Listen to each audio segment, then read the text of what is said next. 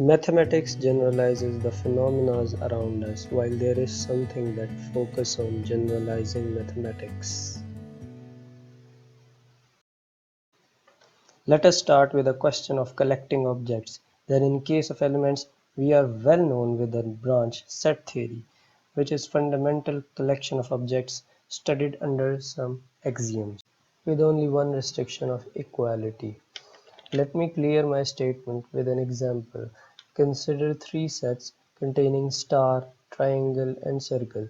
Simple set theory allows us to write this expression where three sets of left-hand sides can be seen that they are paired up in the form of addition and equals to the single set having star, triangle, and circle as its elements on the right-hand side. When I said equals, it means that the left-hand side paired up objects are exactly the same as the set on right-hand side, and it is obvious because the star, triangle, and circle can be seen on both of the sides of equality. Equality, being a set theoretic identity, implies that these two sides are exactly same. It restricts us to see the different relations between objects that makes them identical. What I mean is, we are ignoring that these left-hand side singleton sets stand into relation with the right-hand side single set in these six possible ways. So here we break the chains of equality and enter into equivalence, where we consider different ways to make two objects identical. For example, a mug is topologically equivalent to a donut instead of having totally different topological structure, because both have single hole. Now, a disk of infinite number of points is homotopy equivalent to a single point, which is due to continuous deformation. Now consider these two sets. In one set there is a star, triangle, and a circle, and in another set there are three numbers 1, 2, 3. Both have three elements and they are not clearly equal, but we can define a relation in the form of bijection. So both of the sets are equivalent, more specifically isomorphic.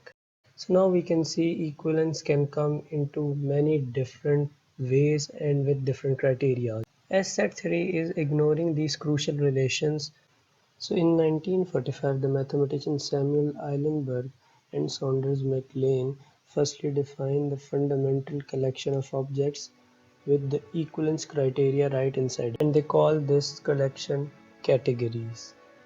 Every branch of mathematics can be described in terms of categories, whether it's topological spaces, F-vector spaces, groups, sets, simplicial complexes, R modules. It is a strong tool that gives a compact version of mathematical entities. To visualize this collection named as categories, consider some objects X, Y, Z. The main ingredient that gives category its identity are these arrows between these objects. These arrows describes all the ways that made X and Y or Y or Z or all these objects equivalent. We call these arrows morphisms. And here F, G are representing the morphisms, and the one main restrictive condition here is the composition of these morphisms, which is represented by the map from X to Z, FOG, as you can see.